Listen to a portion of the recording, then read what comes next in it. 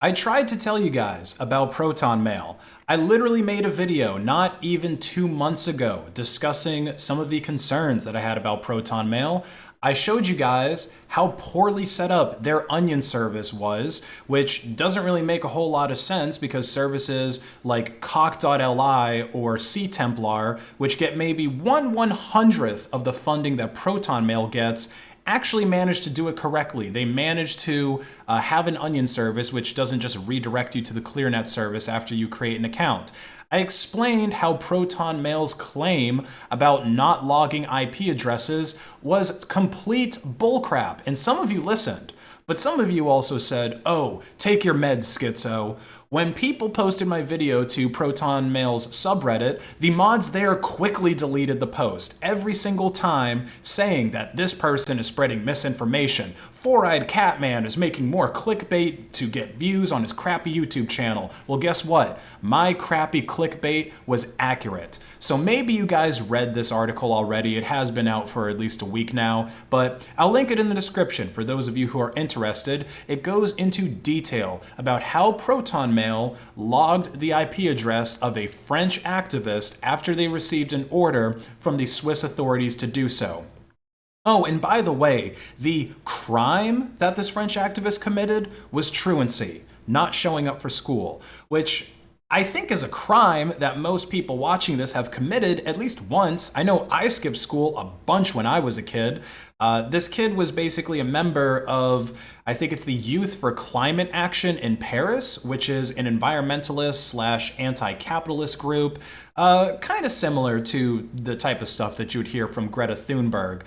So some of those members were using Proton Mail to schedule and organize an event where they would go and skip school to protest, because obviously that's going to draw a lot of people's attention to their cause. So this isn't even a serious crime that Proton Mail was trying to prevent. They weren't stopping a terrorist attack. They weren't stopping Epstein 2.0 from sending a fresh shipment of lollies to Bohemian Grove. They were trying to stop some kids from protesting the actions of government and corporations that they believe is causing climate change. Oh, but I thought Proton Mail had the heckin' Swiss privacy. It says so right here that they have the data security and the neutrality. It works just like a Swiss bank where the foreign governments can't see what you're doing. Yeah, it works until the Swiss authorities themselves start to ask about what you're doing. And by the way, the whole Swiss banks trying to use them to hide your assets from the IRS, that hasn't worked since the 1980s. That's the old meta. Most people hide their wealth in the Virgin Islands these days. Oh, but I thought Proton Mail doesn't log my IP address. Of course they do. Literally every single email service under the sun logs your IP address. Even if you host your own email server, it's going to log the IP addresses of whoever uses it. That is fundamentally how email technology works. The same applies to VPNs. If you connect to any services from your internet at home, they are going to see the IP address that your ISP gave to you. Anyone saying that these services don't log IPs either doesn't understand how the technology works or they are lying to you. That's why I still think to this day the privacy policy, or I guess the how can I trust you part of Cock.li is still the best one that I have ever seen for any type of email provider, basically anybody providing any service on the internet. You know, they tell you straight up, how can I trust you? You can't. Okay, they don't parse your email to provide you with targeted ads, and they don't read your email contents unless it's for a legal court order. This is something that Proton Mail still kind of pretends like they can't do. They try to pretend like they can't read your emails, but of course they can. All right, and they explain it to you right here that it's 100% possible to read email, and that's because IMAP and SMTP don't provide any user-side or client-side encryption. Okay, so anytime an email is basically going to those servers, they can be intercepted, they're going to be in the clear, and then that provider is going to be able to read what is in there. Or if they're getting a subpoena from some alphabet boy, they're going to then send it in clear text to them so that they can read it. So if you're using one of these services and the authorities say, hey, this person used your VPN or email service to do a crime, in this case truancy, to protest climate change, we're going to need their IP address. The email provider is going to comply, just like Proton Mail did here when the Swiss authorities were asking for the information of the person that created this particular Proton Mail account.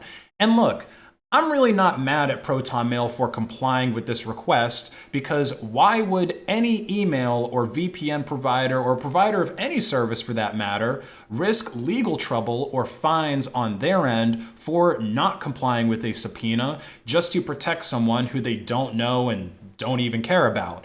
What I'm upset about is Proton Mail misrepresenting how their service works. I condemn them for writing a privacy policy that used to state that they don't log any IPs, which is impossible. You can't do email or pretty much any other kind of networking without seeing the IP of the incoming connections. And Proton Mail knows that this statement is false, which is why they went and changed their privacy policy. So this is what it used to say: anonymous email.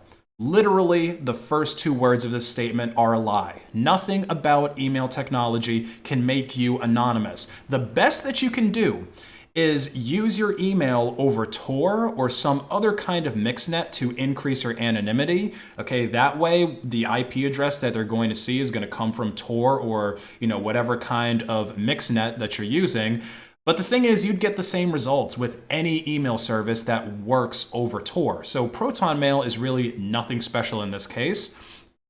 So no personal information is required to create your secure email account. By default, we do not keep any IP logs, which can be used to link to your anonymous email account. Your privacy comes first. Yeah, by default, they don't keep IP logs, but if they get subpoenaed, then they're going to log whatever they can, including your browser fingerprint. They were also able to tell the authorities what device this person was using and what browser they were using to set it up. So they're also fingerprinting you when you connect. But again, that's just fundamental technology that pretty much every website is doing when you connect to them.